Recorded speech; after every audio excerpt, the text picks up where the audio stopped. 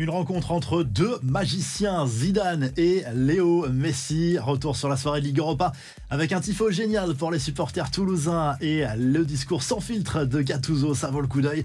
Et un Brésilien qui fracasse Kylian Mbappé, c'est le programme du journal du foot numéro 1408.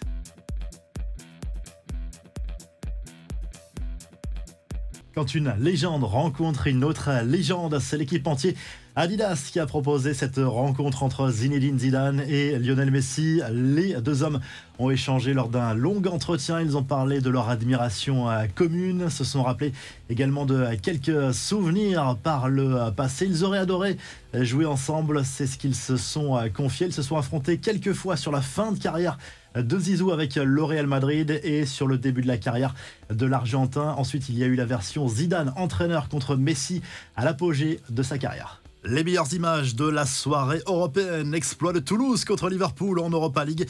Victoire 3-2 du club français contre les Reds. Image géniale en tribune, ce tifo.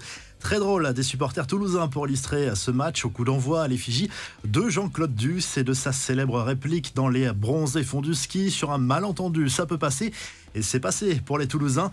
Darwin Nunez, lui, a joué les mauvais perdants. Après le match, il a volontairement esquivé la poignée de main tendue par le Toulousain Franck Magri. Marseille reste leader de son groupe après sa victoire sur la pelouse de l'AEK Athènes 2-1. Gennaro Gattuso était très heureux au coup de sifflet final. L'Italien a vanté l'état d'esprit de son groupe à sa manière, un peu vulgairement peut-être. Un coup d'œil aussi sur les autres résultats. Belle opération aussi pour Rennes, vainqueur à 10 contre le Panathinaikos 3-1 au Roazhon Park. Victoire aussi de West Ham, Fribourg, du Betis Séville, de l'Atalanta, de Villarreal et de Leverkusen. La Roma en revanche a perdu à Prague. Et en Conference League, Lille, leader de son groupe malgré le match nul sur la pelouse de Bratislava, un but partout. Bonne nouvelle, grâce au bon résultat des clubs français jeudi soir en Europe, la France a rattrapé les Pays-Bas à l'indice UEFA. Les deux pays sont désormais quasiment à égalité dans la course à la 5e place, très importante pour garder 4 places potentielles en Ligue des Champions. Les infos en bref, Kylian Mbappé se fait clasher au Brésil. Felipe Melo, 40 ans, milieu de terrain brésilien passé par la Juve et l'Inter, a invité le buteur du PSG à fermer sa bouche. 1 an et demi après les propos de l'attaquant français sur le niveau du football sud-américain, il a clairement allumé le Parisien lors d'une interview à TNT Sports. Un mot du mercato du PSG après la défaite sur la pelouse de l'AC Milan en Ligue des Champions. Des questions se font de plus en plus pressantes concernant l'effectif de Luis Enrique, entre manque de profondeur de banc et niveau affiché par certains joueurs. Paris pourrait envisager de se renforcer cet hiver, à la fois en défense et au milieu de terrain. Bonne nouvelle en tout cas pour Presnel Kimpembe, opéré du tendon d'Achille en février. L'international français a effectué son retour à l'entraînement collectif. Il faudra encore quelques semaines pour le voir sur les pelouses de Ligue 1. Et autre image sympa après sa première convocation en équipe de France pour les 2 prochains matchs face à Gibraltar et la Grèce. Le jeune crack Warren Zahir Emery a vu débarquer plusieurs coéquipiers du PSG dans sa chambre pour le féliciter.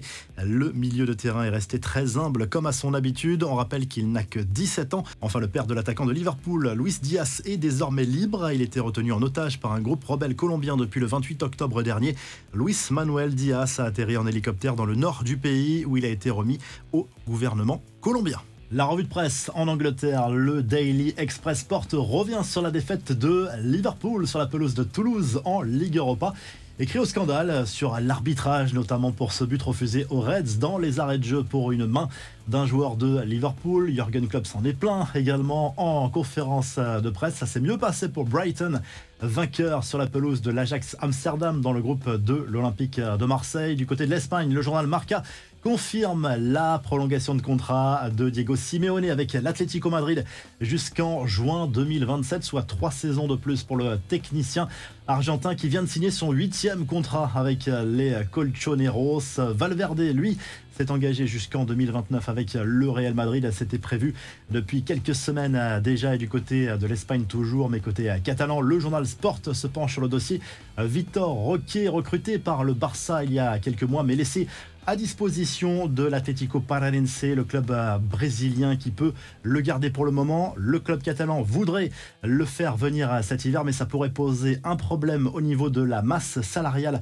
des Blaugrana. Si le journal du foot vous a plu, n'oubliez pas de liker, de vous abonner. On se retrouve très rapidement pour un nouveau journal du foot.